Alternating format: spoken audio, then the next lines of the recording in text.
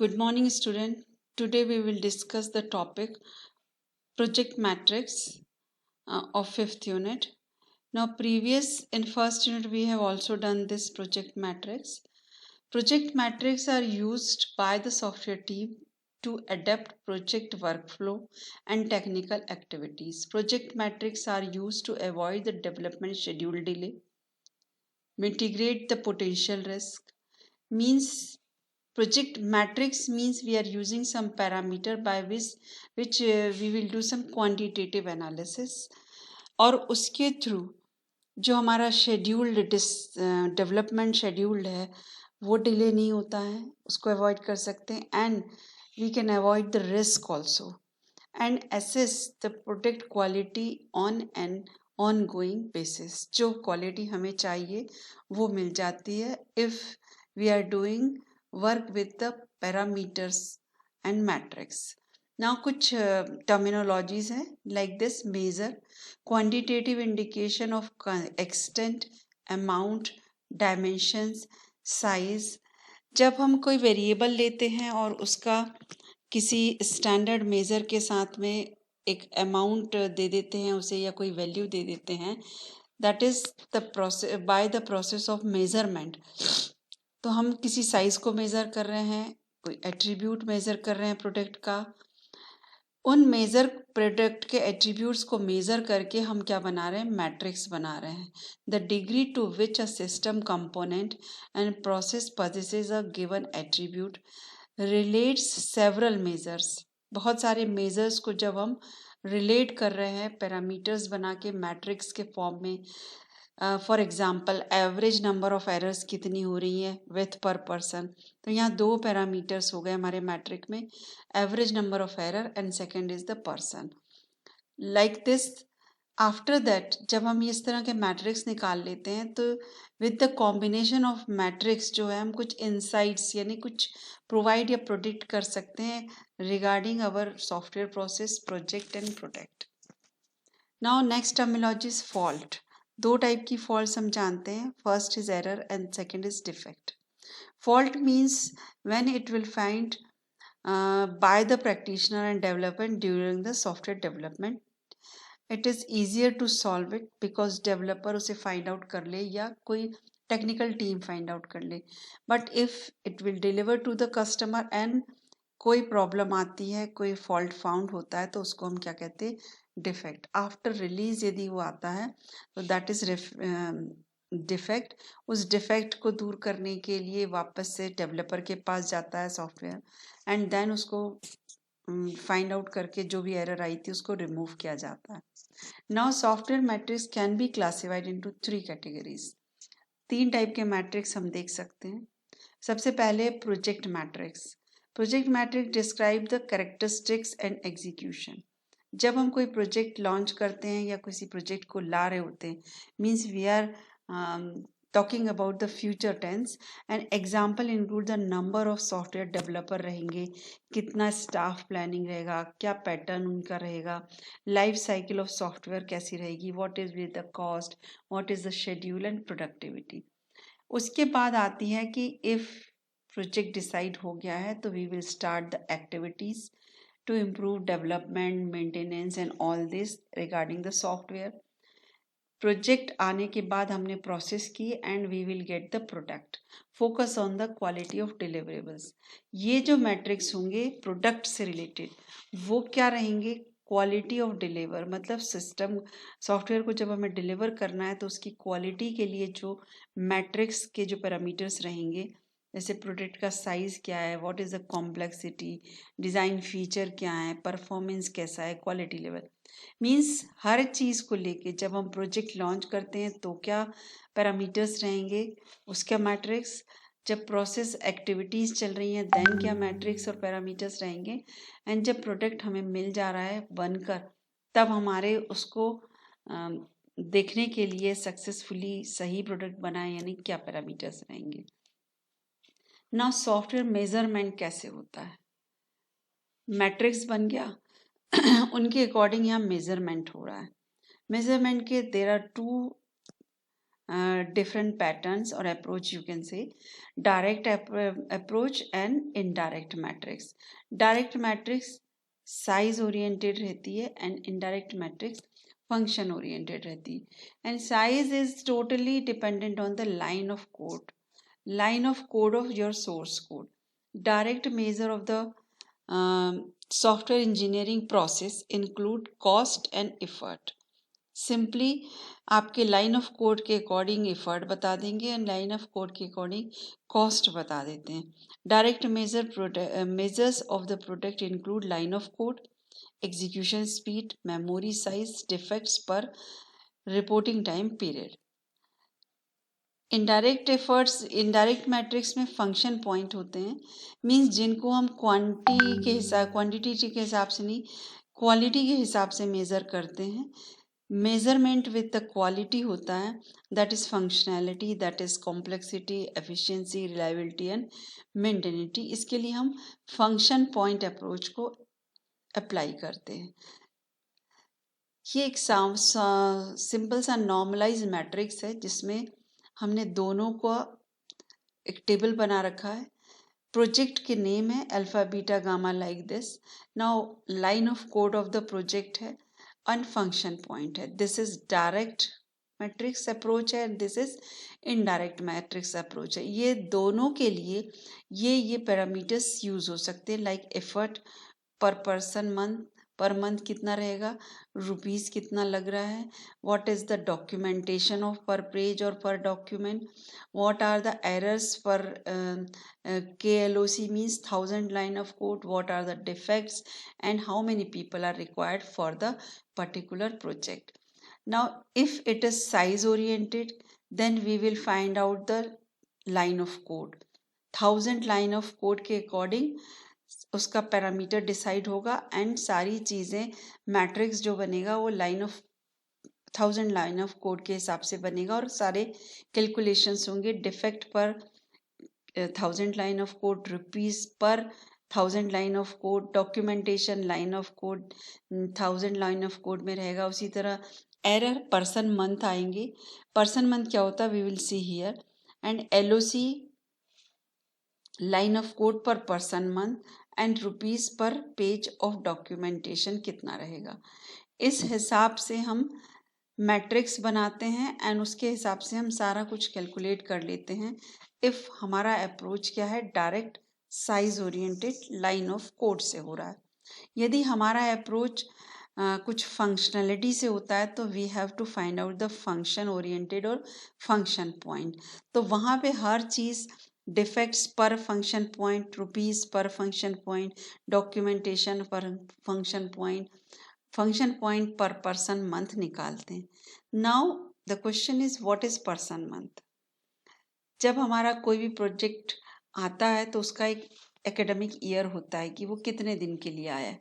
Suppose हमारा product आया है 9 मंथ के लिए. उस 9 मंथ में इफ अ पर्सन गिव 25%, तो पर्सन मंथ होगा 2.25. 9 हमारा एकेडमिक ईयर फॉर द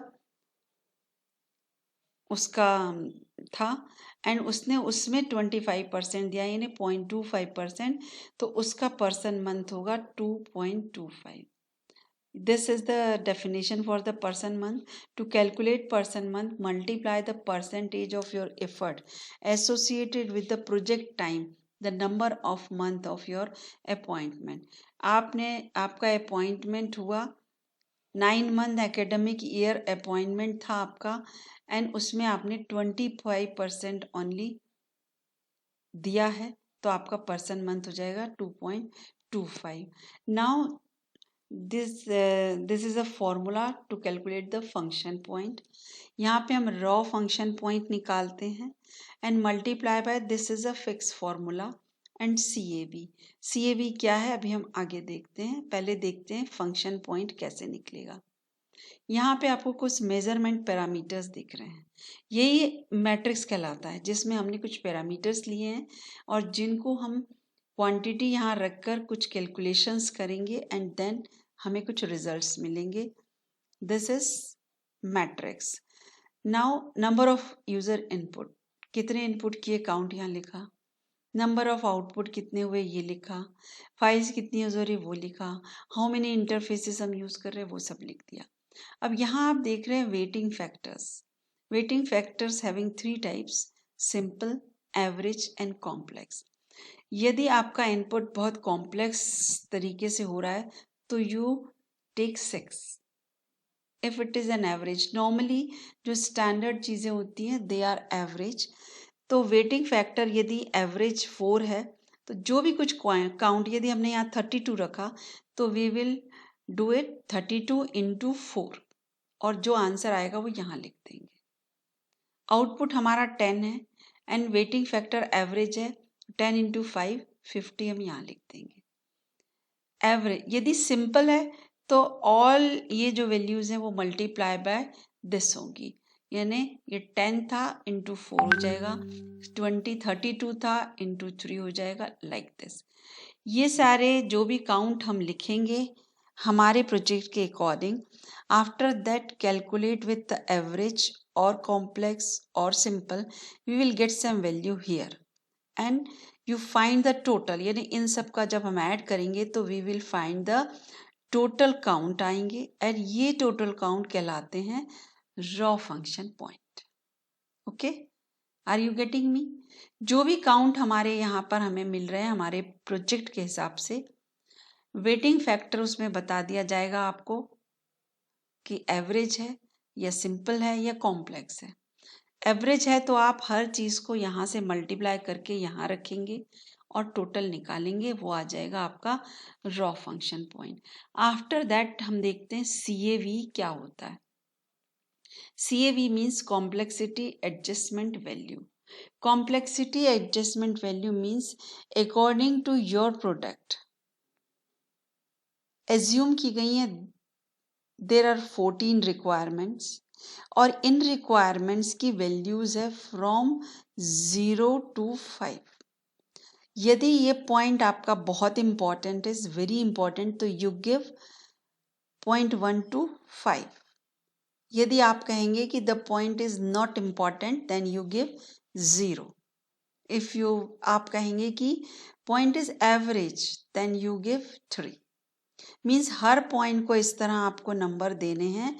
ये 14 जो आपके पॉइंट्स हैं इनमें आप या तो 0 नंबर देंगे 14 बार, या आप 3 देंगे, या आप 5 देंगे, या आप हर में अलग अलग वैल्यूज डाल सकते हैं। For example, does the system require reliable backup and recovery. बहुत सारे ऐसे प्रोजेक्ट होते हैं जिनमें कि backup and recovery is most important thing, then this time you give 5 number to this point। कई ऐसे प्रोडक्ट होते हैं जिनमें बिल्कुल जरूरत नहीं है बैकअप रिकवरी की, नॉट इम्पॉर्टेंट, तो आप क्या करेंगे, इस पॉइंट को 0 नंबर देंगे। If I will tell you it is average, may और may not required, then you give 3 here. Are data communication required, तो यदि आपको लगता है कि yes it is required, average data communication होना चाहिए, then you give 3 to second point। Are the distributed processing function, if average then you give here also 3, like this। यदि मैंने कहा है are the master file updated online, real time पे काम करना है, तो it's very important, then you have to give 5 number to 8 point। इस तरह इन 14 पॉइंट्स पे आपको नंबरिंग देनी है 0 से 5। नॉर्मली जब क्वेश्चन आता है तो वहाँ लिखा रहता है कि your complexity adjustment value is average. Average means in सारे 14 पॉइंट्स को आपको कितने नंबर देने, 3। मीन्स आप क्या करेंगे, 14 इंटू 3 करेंगे एंड आपकी वैल्यू क्या आ गई, 42 सॉरी। इफ मैंने कहा कि these 13 points are average but the first one is most important, तो हमने क्या किया, 2 से 14 मतलब 13 पॉइंट्स को दे दिए एवरेज नंबर 3, तो 13 3 जा 39 प्लस इसको हमने वेरी इंपॉर्टेंट बताया मीन्स 5 नंबर दिए, मीन्स हमारी कॉम्प्लेक्सिटी एडजस्टमेंट वैल्यू कितनी हो गई, 39 प्लस 5 यानी 44। तो या तो आपको वैल्यू दी रहेगी या अकॉर्डिंग टू पॉइंट्स आपको नंबर बता दिए जाएंगे and you put in the formula like this. Now we will see an example compute the function point हमें यहाँ पे निकालना है। एंड फंक्शन पॉइंट हम क्यों निकाल रहे हैं? बिकॉज हम क्या कर रहे हैं, हमारे प्रोजेक्ट का एस्टिमेशन कर रहे हैं, मेजरमेंट कर रहे हैं। यहाँ पे दिया हुआ है number of inputs 32, output 60, inquiries 24, number of file 8, interfaces and 2। Now यहाँ पे लिखा है फंक्शन पॉइंट निकालना है। तो सबसे पहले हम क्या करेंगे, हम यूजर इनपुट, और यहाँ क्या लिखा है, assume the weighting factors are average. Weighting factors average कहाँ थे, ये हैं। तो 32 में हम क्या मल्टीप्लाई करेंगे, 4। नेक्स्ट वैल्यू में हम क्या मल्टीप्लाई करेंगे, 5। मतलब हम 4, 5, 10, 7, 4, 5, 4, 10, 7 को यहाँ मल्टीप्लाई कर रहे थे कि यहाँ 4, यहाँ 5, यहाँ 4, यहाँ 10, यहाँ 7। बिकॉज क्वेश्चन में क्या बोला गया है कि वेटिंग फैक्टर्स आर एवरेज। ये हमने यहाँ वैल्यूज रख दी 32 इंटू 4, जैसा मैंने बताया था कि यहाँ आप क्या करेंगे, इंटू 4 करके यहाँ रखते जाएंगे। इस तरह रख के आपको क्या करना है, you have to add it. ये सब हमने ऐड कर दी। Into 0.65 plus 0.01 into CAV। अब CAV के लिए क्या बताया है इनने, external complexity adjustment values are not important. Not important का मतलब क्या है, यहाँ पे 0। मतलब ये बता दिया है कि आपकी जो 14 वैल्यूज हैं उनकी वैल्यू क्या है, 0 है। तो यहाँ क्या वैल्यू आ गई, 0। 14 इंटू 0 करेंगे तो 0 वैल्यू आ गई है। तो अब क्या हो गया हमारा, फॉर्मूले में इन सब का प्लस निकालेंगे हम, इंटू ये मल्टीप्लाई कर देंगे। बिकॉज 0.01 इंटू 0 तो 0 हो गया।